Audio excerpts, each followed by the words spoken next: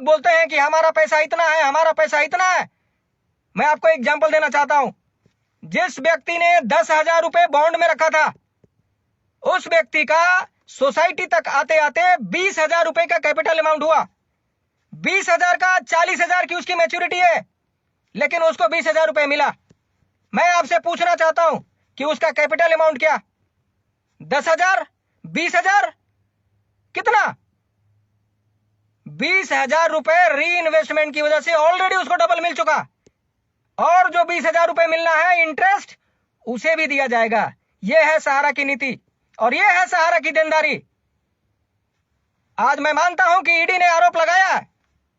ED की आरोप पर आंदोलनकारियों में पंख लग गया। मैं मानता हूं ईडी ने जो भी आरोप लगाया है, चार्जशीट दायर किया, ईडी अपना काम किया है। लेकिन क्या 1,74,000 करोड़ की देनदारी सहारा ने नहीं बताया है? और अगर सहारा ने बताया है और सहारा ने क्यों ऐसा किया है, वो भी जब एफिडेविट में दिया है, हलफनामा दिया है, तो फिर यह घोटाला कैसा है? तो सहारा से जुड़े जितने भी लोग हैं, सहारा के खास करके कार्यकर्ता जो लोग हैं, उन्हें इस बात को समझने की जरूरत है कि जो आरोप लगे हैं वो सिर्फ आरोप मात्र है, और ईडी की आरोप से घबराने की जरूरत नहीं है। मैनेजमेंट है, मैनेजमेंट ईडी को पीएमएलए कोर्ट में जवाब देगी, सुप्रीम कोर्ट में उसको चैलेंज करेगी। और जहां तक प्रॉपर्टी अटैचमेंट का सवाल है, बहुत से अफवाह फैलाए जा रहे हैं कि एमबी वैली और सहारा प्राइम सिटी बेनामी संपत्ति से बनाए गए हैं। इस बात को भी तूल दिया जा रहा है कि एमबी वैली सिटी और प्राइम सिटी बेनामी संपत्ति से बनाया गया है। मैं देख रहा हूं बहुत सारे सोशल मीडिया में बड़े बड़े अच्छे अपने आप को बहुत बड़ा पत्रकार बोलने वाले लोग सहारा के प्राइम सिटी और सहारा की एमबी वैली को बेनामी संपत्ति से बनाया गया बता रहे हैं, और वहीं पर लिख रहे हैं कि 707 एकड़, एमबी वैली की 707 एकड़ और प्राइम सिटी की 1,034 एकड़। मैं उनसे पूछना चाहता हूं कि क्या प्राइम सिटी सहारा की 134 एकड़ की है, 1,034 एकड़ की है? क्या सहारा की एमबी वैली 707 एकड़ की है?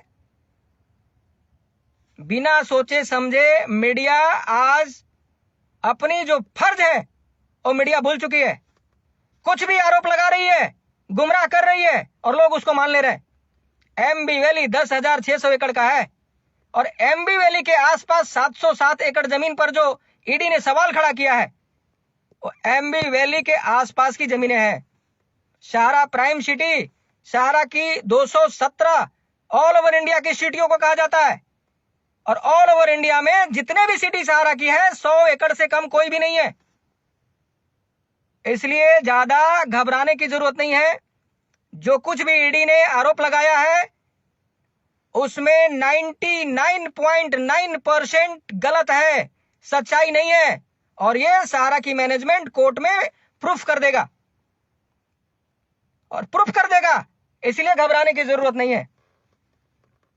जहां तक सुप्रीम कोर्ट में सहारा की बात या सहारा की केस की जो सुनवाई की बात चल रही है, उसमें बहुत सारे केस डिस्पोज ऑफ हो गए हैं, बहुत सारे केस का सेटलमेंट हो गया है, बहुत सारे आईए का सेटलमेंट हो गया है, और ये जो सितंबर मंथ चल रही है, आने वाले 10 दिन के अंदर, 15 दिन के अंदर बहुत सारे केस का सेटलमेंट आपको दिखेगा। कल सहारा की पिनकपानी मोहंती के द्वारा लगाए गए जनहित याचिका की एक बहुत ही महत्वपूर्ण कल सुप्रीम कोर्ट में सुनवाई होने जा रही है।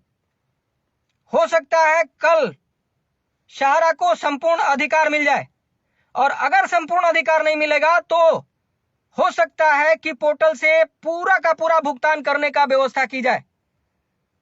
हमें भी इंतजार है कल क्या सहारा को अधिकार मिलता है या पोर्टल पर संपूर्ण भुगतान करने का व्यवस्था दी जाती है, यह देखने वाली बात होगी। लेकिन आप लोग बिल्कुल निश्चिंत रहिए, भुगतान तो होगा। सहारा भुगतान करने के लिए सुप्रीम कोर्ट में लड़ रही है, लोगों का पैसा देने के लिए लड़ रही है, पैसा भागने के लिए, पैसा लेकर के भागने के लिए, मैसिडोनिया में घर बसाने के लिए और हिंदुस्तान को चूना लगाने के लिए नहीं लड़ रही है। अगर सहारा को हिंदुस्तान को चूना लगाना होता तो 2012 में ही वाइंड अप करके भाग गया होता, सहारा श्री जेल भी नहीं गए होते। इस बात को समझने की जरूरत है। इनके गुमराह करने पर आप लोग बिल्कुल मत आइए। सहारा सिर्फ और सिर्फ देश की जनता के लिए है, देश के लिए समर्पित है। सहारा श्री देश के लिए अपने आप को बलिदान कर दिए हैं। अगर वो चाहते तो अमेरिका में जाकर के, लंदन में जाकर के वो रह सकते थे, लेकिन उन्होंने यहां रह करके फाइट किया, करप्ट सिस्टम के सामने फाइट किया और बलिदान हो गए। इनकी बलिदान को भी इतनी आसानी से सहारा की मैनेजमेंट नहीं जाने देगी।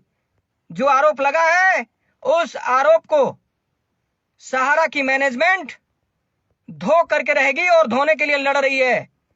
और सहारा के साथ जुड़े हुए जितने भी लोग हैं उनसे मैं कहना चाहता हूं कि 10 से 20 दिन के अंदर बहुत ही अच्छी खबर मैनेजमेंट के द्वारा हम लोगों के लिए आने वाली है।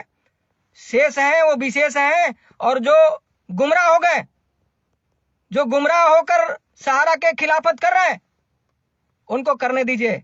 अगर वो भी आना चाहते हैं तो आ सकते हैं, लेकिन जो हमारे साथ हैं, जो शेष हैं, उनके लिए विशेष पैकेज की व्यवस्था की जा रही है।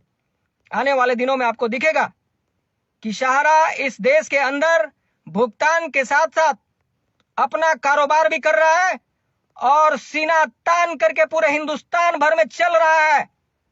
आरोप लगाने वाले जितने भी आरोप लगा रहे हैं सब एक दिन गिल्टी फील करेंगे। मैं लास्ट में सिर्फ इतना कहना चाहता हूं कि कल जो सुनवाई होने वाली है उस पर हमारी मैनेजमेंट की, सरकार की, सबकी निगाहें हैं। कल बहुत ही निर्णायक आदेश आने की संभावना है, और यह निर्णायक मैं इसलिए बोल रहा हूं क्योंकि चीफ जस्टिस ऑफ इंडिया इसका रिव्यू कर चुके हैं। इसमें किस आईओ को सुनना है, किस आईओ को रिजेक्ट करना है, सब चीज हो चुका है। बहुत ही महत्वपूर्ण निर्णायक आदेश कल आने वाला है, और चाहे जो भी आए, सहारा की मैनेजमेंट पूरा भुगतान करवाने के लिए पूरी की पूरी तैयारी करके बैठी है। बहुत लोग सवाल पूछ रहे हैं कि तुम बताओ कि सहारा की मैनेजमेंट ने वर्सोवा की प्रॉपर्टी से आए हुए पैसे को सेबी में जमा कराया। मैं उनसे खास करके कहना चाहता हूं कि तुम लोग तो सहारा के खिलाफ रिट पिटीशन लगाए हो। तुम्हारी कोई इस मामले में किसी भी तरह का कोई अधिकार नहीं रह जाता है कि तुम सहारा से सवाल करो कि तुमने पैसा जमा कराया कि नहीं कराया। तुमको पूछना है तो सुप्रीम कोर्ट में रिट लगा करके पूछ लो, आइए लगा करके पूछ लो कि सहारा ने पैसा जमा कराया कि नहीं कराया। सहारा और सहारा की मैनेजमेंट और सहारा के कार्यकर्ता और हमारे जैसे लोग तुमको नहीं बताएंगे। सुप्रीम कोर्ट से पूछ लो, क्योंकि हमारा सहारा और सेबी का मामला सेटलमेंट हो चुका है, सेटल्ड हो चुका है। तुम्हारे जैसे लोगों के लिए जवाब देने के लिए हम लोग नहीं बैठे हैं। हम जवाब देने के लिए बैठे हैं सिर्फ जमाकर्ताओं का।